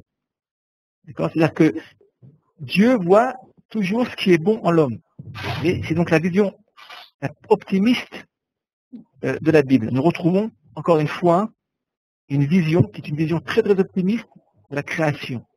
D'accord? Il y a donc, nous disions, un dessein divin, un projet divin, d'accord? Donc une progression éthique. Le monde va en s'améliorant. Même si nous voyons autour de nous des guerres et le mal, même si nous croyons que la nature est détruite, il y aura finalement au bout du chemin, si je puis dire, il y aura quelque chose de bien. D'accord? Tout cela en faveur de l'homme. Parce que le but de la création ne vient pas de l'homme. Donc l'homme est la couronne de la création. Donc, il est la couronne de la création, exactement. Il est la couronne de la création, d'accord? Mais alors, c'est le danger, parce que d'une part, il est la création, il est la couronne de la création d'une part, mais il est en même temps, comment dire, il est soumis aussi à la mitzvah, c'est-à-dire à l'injonction divine. Il ne peut pas tout faire. Il se doit de respecter donc son milieu, son environnement. Voilà. Merci. Cette connaissance ne peut pas monter dans la tête de l'homme en fait qu'il devienne aussi, disons, il se prend aussi pour, je ne sais pas, qu'il fasse n'importe quoi parce qu'il est privilégié. Ça peut aussi tenter l'homme. Parce que l'homme a oublié son origine. Je crois que l'homme a oublié son origine d'où il venait. D'accord? C'est l'orgueil finalement qui est en l'homme, et c'est aussi la coupure qu'il a avec Dieu. L'homme s'est coupé de Dieu. Raïm, juste une remarque par rapport aux deux arbres. Oui, Pascal. Oui. Moi, c'est ma lecture. Mais j'ai quand même un peu de mal à croire que Dieu aurait créé un arbre pour que jamais l'homme n'y touche, l'arbre de la connaissance du bien et du mal. Je pense plutôt que c'était peut-être dans un second temps après qu'il ait, mangé l'arbre de vie, et puis bon, c'est ça, on sort du thème, mais qu'il ait eu Shabbat en fait, et que après, avec cet arbre de la connaissance du bien et du mal, une fois qu'il aurait donc connu sa source, l'arbre de vie, il aurait pu, appréhender le bien et le mal sans être, dérouté par ce qu'il a acquis en le prenant, quoi. Si tu me permets quand même, je ne suis pas tout à fait d'accord avec toi dans le sens où dans le texte biblique, alors ça se rapporte évidemment au texte lui-même, Pascal. L'arbre de vie, l'homme n'y touche pas. D'accord? On ne sait pas, il n'est pas dit qu'il n'avait pas mangé, mais il n'avait pas d'interdiction de le manger. Donc, Non, il n'a pas pu y toucher. Le texte est assez précis. Pourquoi? Il procurait la vie éternelle. Comment? Parce qu'il procurait la vie éternelle. La vie éternelle, mais c'est plus que cela, c'est que le projet divin, personne ne peut y toucher. C'est-à-dire que même si l'homme croit être, le propriétaire de cette création, d'accord, et qu'il a détruit, finalement, au bout du compte, tout reviendra dans l'ordre. D'accord? C'est Dieu qui dirigera et qui prendra finalement qui aidera l'homme à parfaire la création. D'accord? C'est-à-dire qu'en fait, le projet divin, on ne peut pas y toucher. Même si l'homme n'écoute pas Dieu, même si l'homme ne fait pas cas de l'injonction qui lui a été donc donnée et ordonnée, eh bien, finalement, au bout du compte, on ne peut pas toucher au projet divin. C'est un projet qui est donc qui ira finalement comment dire, qui aboutira. Mais Rahim, je ne comprends pas ta réponse par rapport à Pascal. Parce que c'est vrai que moi non plus, j'ai lu aucun verset qui interdit à l'homme de ne pas toucher à l'arbre de vie. Il lui demande pas, Dieu, de ne pas toucher à l'arbre de vie. Oui, mais tout de même, on voit quand même qu'il y avait, si je ne me trompe, les anges qui gardaient, et heureusement, il n'a pas pu s'approcher de l'arbre de vie. Après d'ailleurs. Ah oui, d'accord. Plus tard. D'accord, très bien. Oui, plus tard. L'homme, écoutez, l'homme, s'il avait pu, il aurait touché à tout. D'accord? L'homme serait accaparé la source de vie. L'homme, nous le verrons par la suite. Je n'ai pas trop le temps maintenant d'en parler, mais vous remarquerez, pour la cache-route, d'accord, pour les lois de cache-route, l'alimentation, Dieu a dit attention, vous mangerez de l'animal, mais attention, le sang, d'accord, est à moi. D'accord. Nous y reviendrons dans un prochain séminaire sur le végétarisme. Je suis moi-même végétarien, donc nous reparlerons de ça dans un prochain séminaire et nous toucherons à la question justement de la vie, d'accord, de la source de vie. Okay. La source de vie, le judaïsme interdit à l'homme, même si l'homme, profite, d'accord, à l'usufruit de ce monde, il interdit à l'homme de toucher à la source de vie. Vous voyez? Nous allons en dire quelques mots juste à la fin de notre séminaire, mais je compte plus tard revenir sur ce sujet qui me paraît intéressant, Eva, Pascal. Oui. Qui me paraît intéressant, l'idée de source de vie, et ça, c'est l'arbre de vie. On ne peut pas y toucher, d'accord? C'est voilà. Ok, j'aimerais continuer. Voilà. On va demander à Sylvie. Sylvie? Oui, bonsoir. Bonsoir Sylvie. Comment vas-tu? Ça va. Une petite remarque. On m'écrit. On me rappelle le nom du livre de Benjamin Gross, qui est donc un monde inachevé. Voilà. De Gross, qui est vendu en France, un très très bon livre, qui a d'abord été écrit en hébreu et traduit en français. Un monde inachevé. Où Benjamin Gross explique que, comme je vous le dis ce soir, très rapidement, évidemment, le monde n'a pas été créé parfait et que c'est à l'homme donc de le parfaire. Bon. Voilà. Quelques mots. Oui. Je lis? Oui, mais pas caché. Je lis? Oui.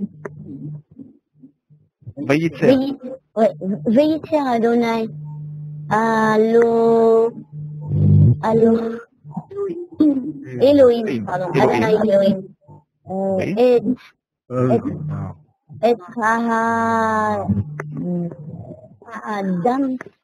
Adam, Chaka, Min. Afar, attention. Ah, c'était feu. Afar. Afar, c'est la prière. Min. Adama. Oui.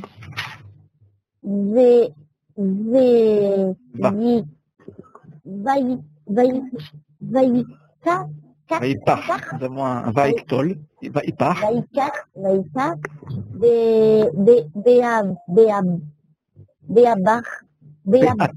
C'est Atav. D'accord, je vous rappelle. Regardez bien. Parce que nous avons le. Ok. Là, c'est Av. D'accord? En terminaison.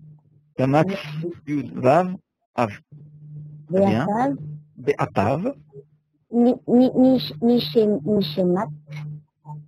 Ayim. Arim, la vie. Après.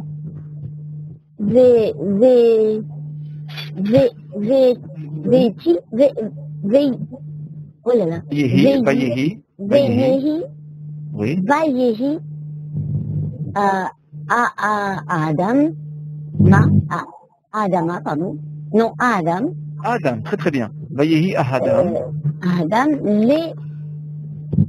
Nefesh. Nefesh. Aya. Haya. D'accord? Haya. Aya. Nefesh, c'est du D'accord. féminin. D'accord? C'est l'âme. Nefesh Aya. Ah, d'accord. Nefesh Aya. Je reviens sur le verset. Vayitzer Adonai Elohim et un Adam. Enfin, min ahadama va ipah be'apav nishmat ha'im. Vayehi Adam le nefesh haya. Sylvie? Et l'Éternel Dieu forma. Ah, Oui. pardon. Vas-y, au contraire. Et l'Éternel Dieu forma l'homme, poussière détachée du sol, fit pénétrer dans ses narines un souffle de vie, et l'homme devint un être vivant. Voilà. Il y a un petit déplacement de lettres là qui s'est produit. Le programme est très très lourd. Alors, il y a quelques modifications. Et on connaît ce verset par cœur. Regardez, alors qu'est-ce que nous remarquons là, Sylvie? Alors, il y a... Quelles sont les, oui, les deux consonnes là? C'est deux, je sais pas, c'est deux iodes. Deux iodes, d'accord? Deux iodes, d'une part. Alors, d'une part, et ici, nous avons devant Nefesh, quelle lettre? Li. Le lamed. Un lamed. D'accord. Alors, première remarque, le verbe, attendez, vous pouvez passer, voilà, on va revenir sur les deux yudes, on va prendre les deux yudes, voilà. Vous voyez, tout à l'heure, nous parlions donc des deux pulsions de l'homme, des deux instincts, l'instinct du mal, l'instinct du bien.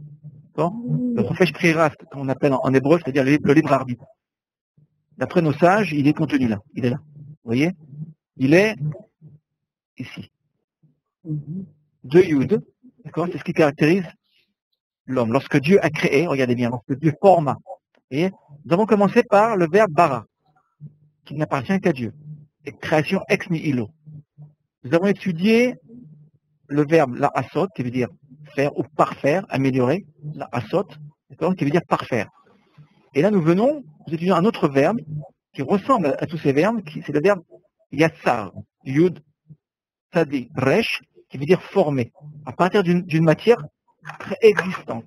D'accord? Et qu'est-ce que nous remarquons? Nous remarquons que Dieu, en créant l'homme, il lui a donc donné le libre arbitre du bien et du mal, d'accord? La possibilité d'aller ou bien vers le mal, ou bien vers le bien. Et donc, vous voyez, nous le retrouvons à travers les deux yud. D'accord? Lorsqu'il créera l'animal, d'accord, je vous rappelle, vous invite à revenir à votre texte. Lorsqu'il créera l'animal, il créera l'animal qu'avec un seul yud. Première remarque.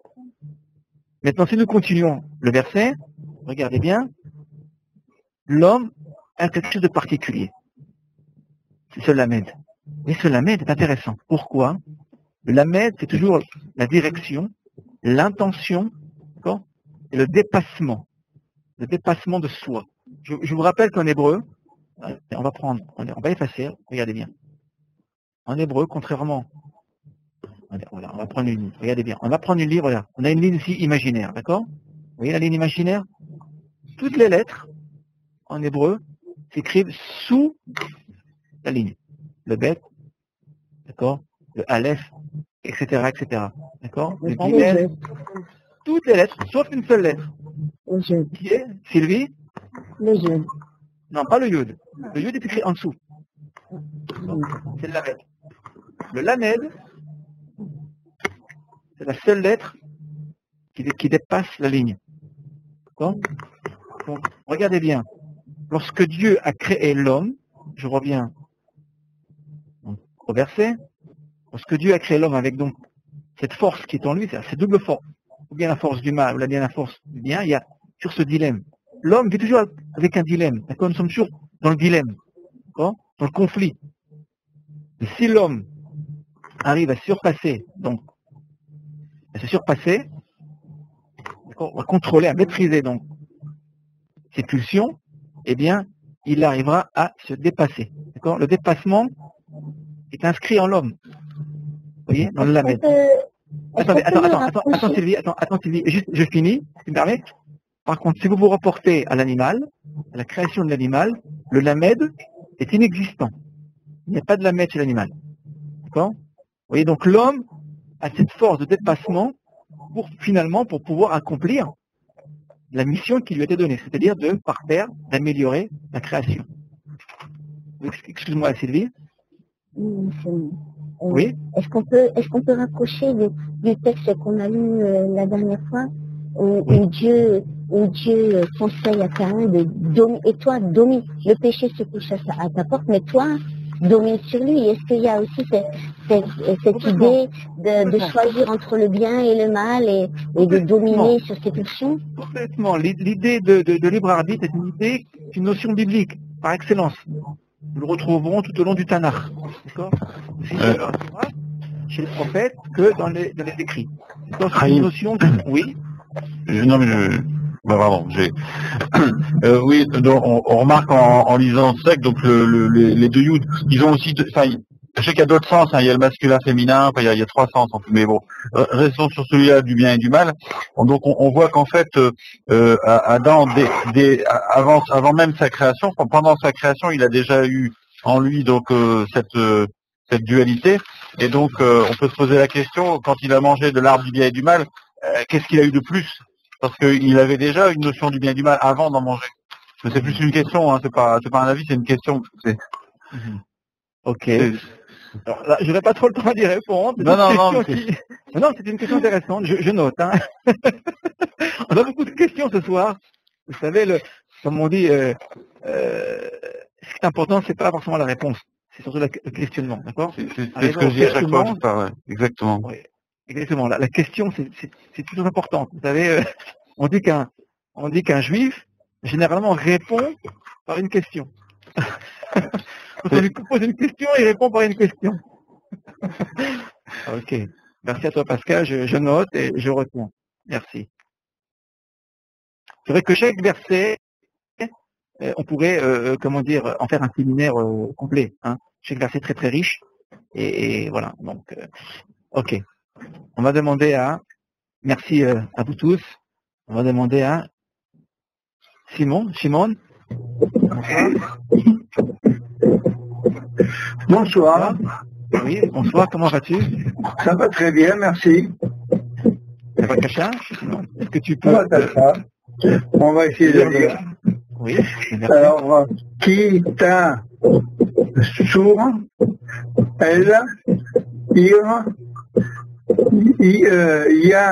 Yamin, oui. Ravim, Le, La, Crème, Alea, Li, Tagé, Ça, Attends, excuse-moi, l'étofsa, d'accord? Ah, d'accord, oui, ça c'est... Je n'arrive jamais à assimiler le O et le A.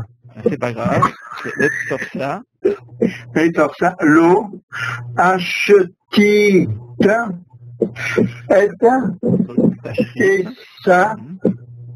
Alors, l'im, to, ar, la, av, garzé, zem, qui, nimé, nous, au, crel, vo, to, lo, tiv, rot.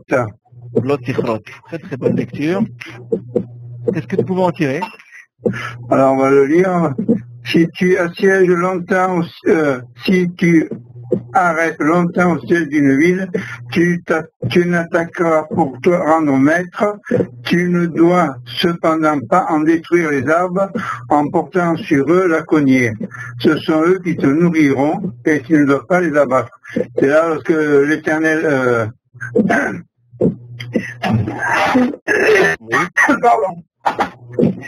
C'est l'Éternel dit, si lorsque tu assièges une ville, tu ne dois pas détruire ce qui t'apporterait la nourriture.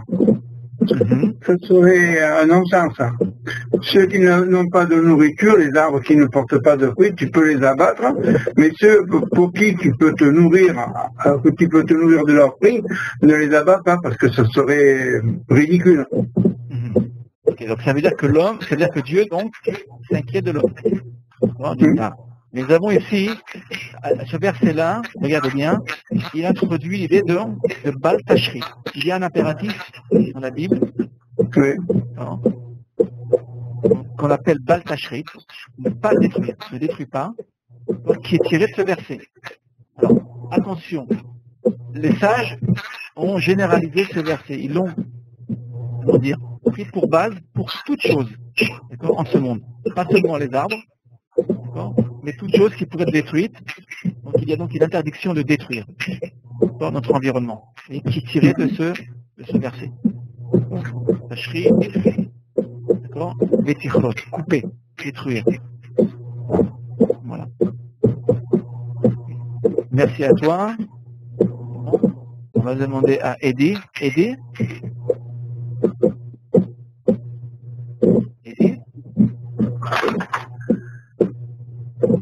tu nous entends? Oui, tu nous entends? Très très loin, tu es très très loin de nous. Non, on n'entend pas. Non, Eddie, on t'entend? Tu es avec nous? Oui, je suis là. Ah, parfait. Ok, bonsoir, shalom à toi. Bonsoir. Oui.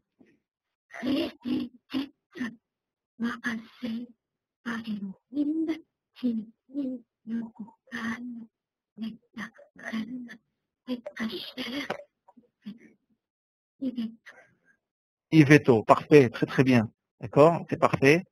Nous avons un dagesh Chazak.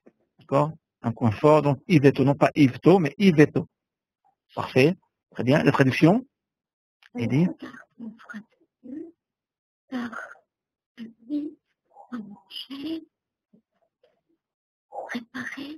Oui. Ce qu'il, c'est l'homme. D'accord, on va le prendre dans le sens de l'homme à déformer. On t'entend plus? Eddie?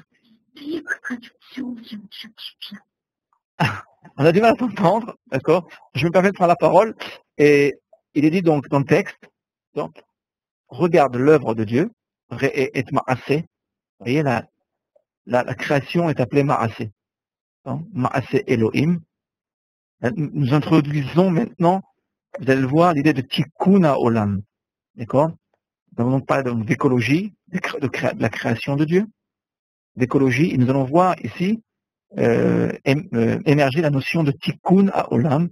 Tikkun, regardez bien, qui est tiré de ce verbe-là, l'etaken.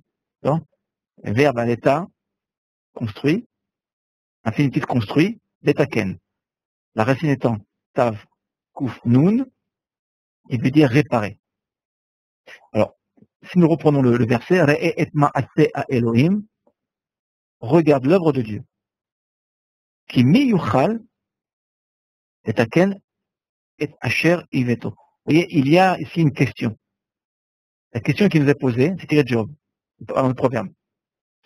Et la question qui nous est posée ici, c'est si l'homme détruit la nature, qui pourra la réparer? Dieu ne peut pas la réparer. Dieu, il a créé le monde avec le potentiel, d'accord, qu'il y a introduit, mais personne ne pourra réparer. Et regardez bien, nous allons finir par donc ce que diront donc les sages à propos donc de ce Tikkun Olam. D'accord, et je vous le rappelle, est une notion qui apparaît en filigrane dans la Bible, qui sera développée dans le Talmud et particulièrement par les kabbalistes. Je vais lire le texte. Attendez, je vais prendre le pointeur. Besha'a, Shebara, Akadosh Baruch Hu, et Adam Arishon, Natlu, ve'echziru al kol inane Gan Eden, ve'amar lo, Re'e, ma'asai, kama nahim u'meshbahin en. Vechol ma shebarati, bishvilcha barati. Ten da'atecha shelo tekalkel ותחריב את עולמי, שאם קלקלת, אין מי שיתקן אחריך. En traduction, lorsque Dieu créa le premier homme, il le prit, le fit passer à travers tous les arbres du jardin d'Éden et lui déclara: contemple ma création, combien elle est belle et parfaite. Tout ce que j'ai créé fut pour toi. Sache être suffisamment prudent pour ne point endommager ni détruire mon univers, car si cela devait être le cas, nul après toi ne pourrait le réparer. Et c'est une exégèse biblique, d'accord, ce n'est pas un texte talmudique à proprement dit, c'est une exégèse tardive qui dit donc qui dit la chose suivante, que si l'homme décide donc de se suicider, si je puis dire, pour détruire la terre, eh bien, il en sera fini avec la terre. Il y aura, je veux dire, même si Dieu a promis de ne pas détruire la terre, d'accord, de son point de vue, si je puis dire, d'accord, pour faire un anthropomorphisme, mais si l'homme décide de détruire, eh bien, la terre disparaîtra. Et donc, la lourde responsabilité qui revient à l'homme de conserver, de protéger la terre pour la génération à venir. Voilà. Est-ce que vous auriez quelque chose à rajouter? Merci Edith. Est-ce que vous auriez un point à rajouter à ce que nous venons de dire? À vous tous, hein, je m'adresse à vous tous. Hein. Pacacha? Vas-y, on ne t'entend pas. C'est très juste. Ah. Vous voyez, il n'y a pas de fatalisme hein, dans le texte biblique. L'homme a sa responsabilité. Il ne pourra s'en prendre que lui-même. Dieu a donné un cadeau qui est formidable, merveilleux, encore avec toutes les énigmes qui s'y rapportent, le mystère de la création. Mais si l'homme décide, d'accord, en raison de son orgueil et sa puissance de détruire la terre, pas de problème, la terre disparaîtra et ce sera fini. Donc là, oui. On peut dire que la création, c'est Akadosh Baruch Hu et le tikkun ou la réparation, on peut dire c'est l'homme. L'homme au centre de la réparation de tout ce qui peut détruire. L'homme a, comment dire, est responsable du devenir de la création. Dieu, d'une certaine manière, a créé le monde, d'accord, et il a remis ce monde à l'homme. D'accord, il lui dit, non, tu es locataire, il n'y a pas de problème, attention. Tu dois, comment dire, conserver, protéger ce monde que je t'ai donné. Si tu veux le détruire, détruis-le, d'accord, mais sache que tu ne pourras pas revenir vers moi. D'accord, la responsabilité en revient à l'homme. Et non pas, donc, l'homme doit rester, pas Dieu. Donc l'homme est obligé, disons, à la responsabilité de réparer ce qu'il a détruit. De réparer. Il peut détruire le mal qu'il fait, il est le responsable de remédier ou de réparer. Absolument. D'accord. Je rappelle ce que tu viens de dire, c'est très juste. Je rappelle que la Bible, d'accord, parle de l'homme. D'accord. Avant de parler de Dieu, on parle de l'homme. D'accord. Il y a évidemment le dessein de Dieu, mais ce dessein, ce projet est remis à l'homme. Si l'homme décide de ne pas accomplir ce dessein, de ne pas parfaire ce monde, rappelez-vous que le verbe la asot, faire, faut le comprendre aussi dans le sens de parfaire. D'accord. On ne doit pas remettre le monde à Dieu tel que nous l'avons reçu. Nous devons le parfaire. Vous voyez, que ce soit dans tous les domaines, que ce soit dans le domaine de l'écologie, de la médecine, etc., etc. D'accord. Nous devons prendre ce monde, l'exploiter, mais pour, comment dire, le compléter, l'achever et le parfaire. Et donc, si on le fait... Oui, je trouve qu'il y a une contradiction. Vous avez dit que Dieu nous donnait la terre, c'est très clair dans les textes. Oui. Et parler de locataire, on n'est pas locataire. Alors, il faut revenir, je reviens. Elle fait une vision tout à l'heure, regarde bien, d'accord. Premier verset, psaume 24.1, Nanit, c'est juste, d'accord. Dieu, donc, a créé le monde, donc il est forcément propriétaire, parce qu'il a créé le monde. Bon. Et c'est Oui, d'autre. oui. Bon. Mais il l'a Dieu... donné. Attends, oui, tu as raison. Et je reviens, je te renvoie, Danit, au psaume 115-16. Il a octroyé, il l'a donné aux hommes. Tu vois, il y a des conditions à cela. L'homme est locataire. Il ne peut pas faire ce qu'il veut dans cette création. Il y a donc... Oui. On a des limites, oui, je suis d'accord. Non, pas seulement des limites, mais Dieu a besoin de nous d'une certaine manière, si je puis dire. C'est-à-dire que Dieu, ce n'est pas lui qui va parfaire l'univers. Dieu a dit non, moi c'est pas mon travail. Mon travail c'est de créer le monde, d'accord, d'être avec vous. Il nous accompagne évidemment. C'est la dimension immanente de Dieu. Dieu est transcendant mais aussi immanent. Nous reviendrons sur ce sujet dans d'autres séminaires sur l'immanence de Dieu. Mais il y a là, attention. Moi, je vous ai remis cette terre, donc vous devez donc la parfaire. C'est comme Dieu a créé le monde, il a donné sa terre Israël à son peuple. Israël doit garder cette terre, il est comme, disons, un locataire. Juste une toute petite observation. Voilà. Je voudrais juste... Oui. Je peux? Oui, bien sûr. Juste une toute petite observation. Dieu est propriétaire de la terre, mais dire que l'homme en est le locataire, je préférerais dire qu'il en est le gérant, parce que ça implique beaucoup plus une responsabilité. D'accord. C'est-à-dire que l'homme, la terre n'appartient pas à Dieu, mais c'est à lui de la gérer. D'accord, très bien. C'est plus fort que le locataire. D'accord, ok, on corrige. On est là pour corriger. Pour réparer. Très bien. L'homme en a l'usufruit, voilà. Bon. Oui, c'est un peu ça d'ailleurs. Très bien. Oui, c'est vrai. Dieu est lui propriétaire et nous sommes usufruitiers. Exactement. Ok. Ok. Est-ce que vous auriez donc quelques remarques dernières? Là, il a Donc, en tout cas, merci à vous tous. J'avais une petite remarque à faire. Un par un, une par une, oui. Mais disons que lorsque Adam a commis, lorsqu'il a désobéi à Dieu dans le jardin d'Éden, dans certains commentaires juifs, on dit que Adam a donné la terre à Satan. Et c'est Satan qui est le propriétaire de la terre dans un certain sens. Ok. Ce serait trop long d'expliquer Satan, d'accord?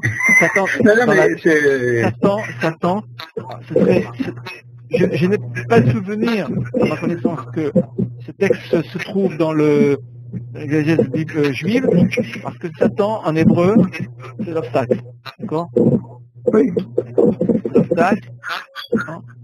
Donc, vous voyez, Satan, d'accord? Satan, c'est l'obstacle. Donc, je n'ai pas connaissance de ce texte, hein. Shimon, je te le dis. Non, mais c'est bon.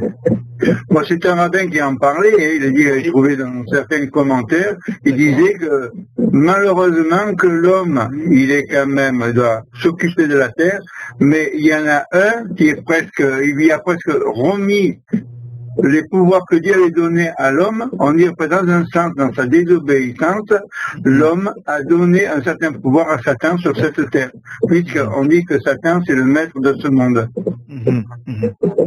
Moi, si tu me posais la question à moi, je te dirais, franchement, que l'obstacle, il est intérieur à l'homme, d'accord? C'est son yetzer. Oui, mais disons, c'est nous qui lui donne la puissance. Le Satan, il faut savoir, le Satan, dans le monde juif, ce n'est pas une puissance extérieure à l'homme, mais c'est plutôt une puissance intérieure à l'homme. Vous rappelez-vous les deux Yud, d'accord? Donc, en termes clairs, Satan n'a aucune puissance, mais c'est nous qu'on lui donne de la puissance par rapport à notre comportement. Ok. Merci en tout cas à toi, Chinois. Merci à vous tous. En tout cas, je tiens à vous remercier ce soir d'avoir été présents. Chaim, et pour les enregistrements, il n'a pas eu les derniers. Non, le dernier, il y a eu quelques difficultés pour le mettre en place. Ils l'ont perdu, ils l'ont retrouvé. Donc, je pense que d'ici demain, il devrait être en ligne. Et je ne vous ai pas oublié. Voilà. Ok. Ndaya, Shumbaya. Je tenais en tout cas à vous remercier personnellement, à vous tous et à vous toutes d'avoir été ce soir présents. Et merci en tout cas encore une fois pour vos remarques et vos réflexions qui enrichissent notre recherche, notre étude. N'hésitez pas à m'écrire. Vous pouvez m'écrire si vous le voulez. L'adresse suivante. Je m'efforcerai de répondre à vous tous. Peut-être que je réponds avec un petit peu de retard. D'accord. Et puis j'espère vous retrouver dans 15 jours pour un autre séminaire. Ok. Toda Rava. Au revoir. Toda Rava. Shalom.